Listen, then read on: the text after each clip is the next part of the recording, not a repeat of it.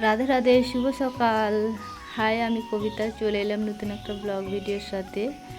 আমার এই ভিডিওটা যে যেখান থেকে দেখছো আশা করি ভালো আছো, সুস্থ আছো।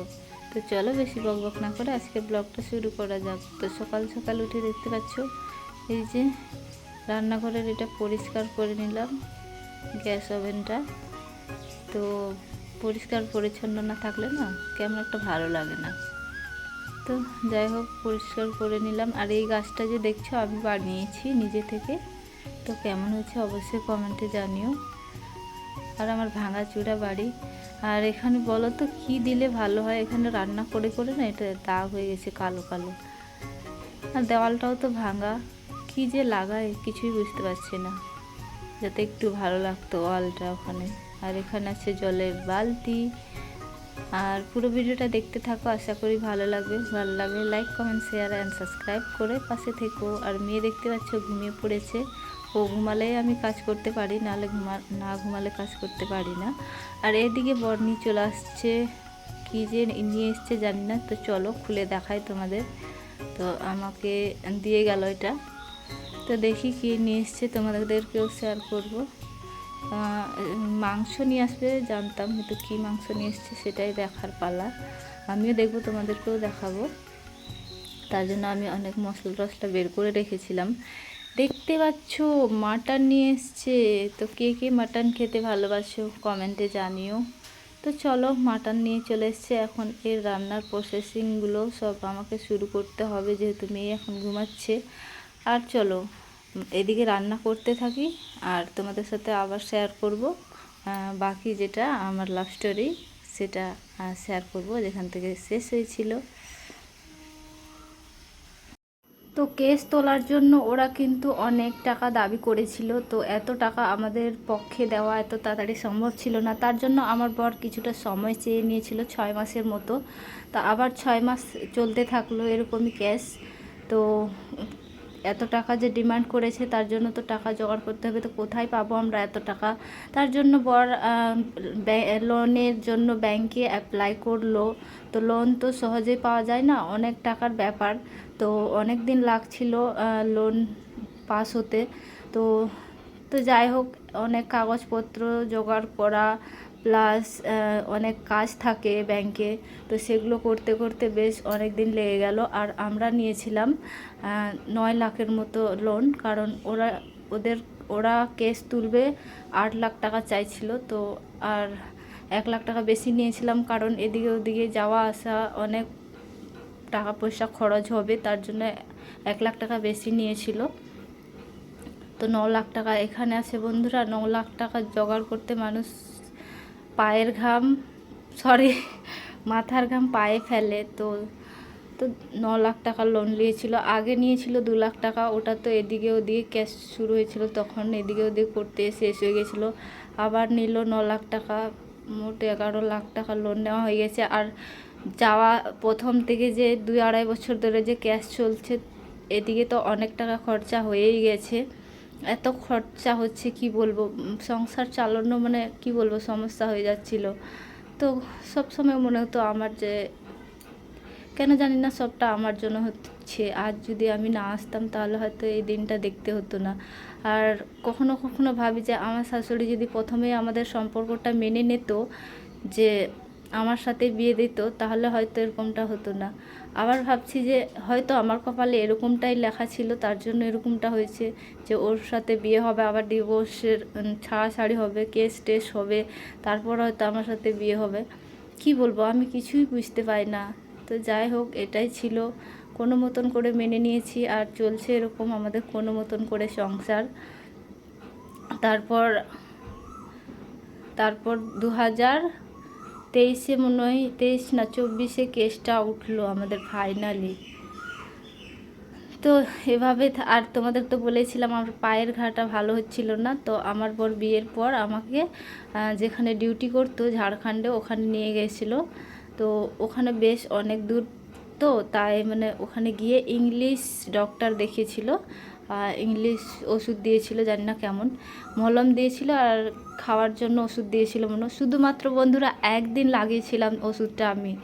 তাতেই ঘাটা ফিনিশ হয়ে গেছিলো। আর তোমরা বললে বিশ্বাস করবে কি না, অন্ধবিশ্বাস তোমরা বিশ্বাস করো কি না জানি না, কিন্তু আমার হয়েছে, আমার সাথে ঘটেছে, আমি বিশ্বাস করছি।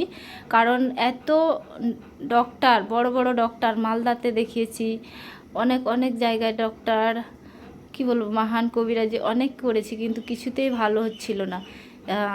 মারা বলছিল মহান গুণী দেখতো, তো বলছে ওরা নাকি মানে ওই মেয়েটার বাড়ি থেকে নাকি আমার পায়ে যেটা ঘা হয়েছিল ওটা বান মেরেছিল। তোমরা বিশ্বাস করবে কি না জানি না, কিন্তু এটাই সত্যি। তো বান মেরেছিল, তার জন্য ডাক্তারের ওষুধও কাজ করছিল না।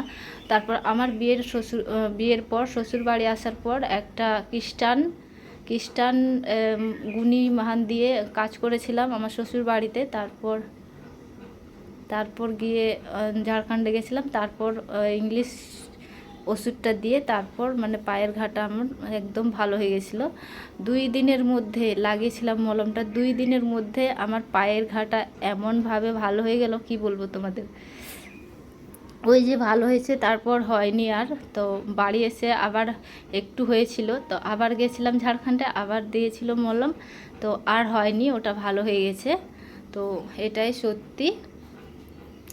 তারপর এরকম চলছে 2 বছর পর আমি প্রেগনেন্ট হলাম ফার্স্ট। তো আর আমাদের কিন্তু ভালো করে তো বিয়েই হয়নি সেরকম, শুধু সিঁদুর দান করে বিয়ে হয়ে গেছিলো 10-এর লোক নিয়ে।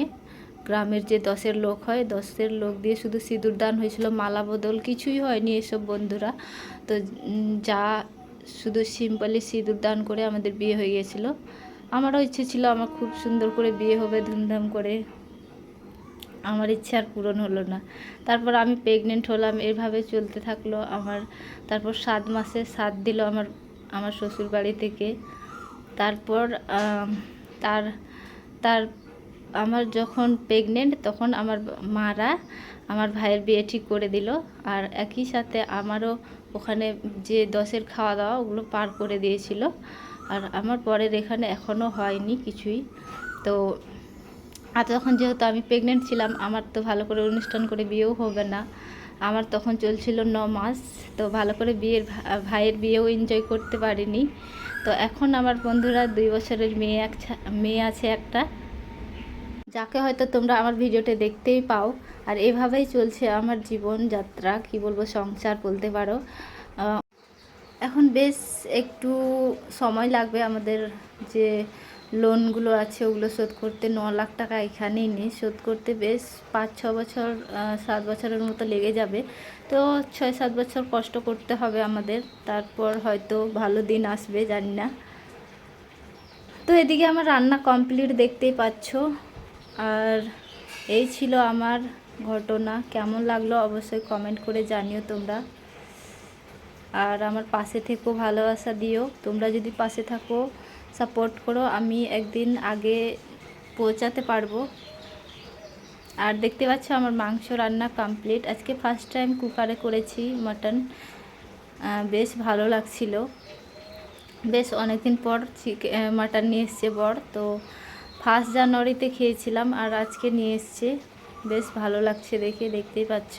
কালারটা তেমনটা আসেনি, কিন্তু খেতে ভীষণ ভালো হয়েছিল।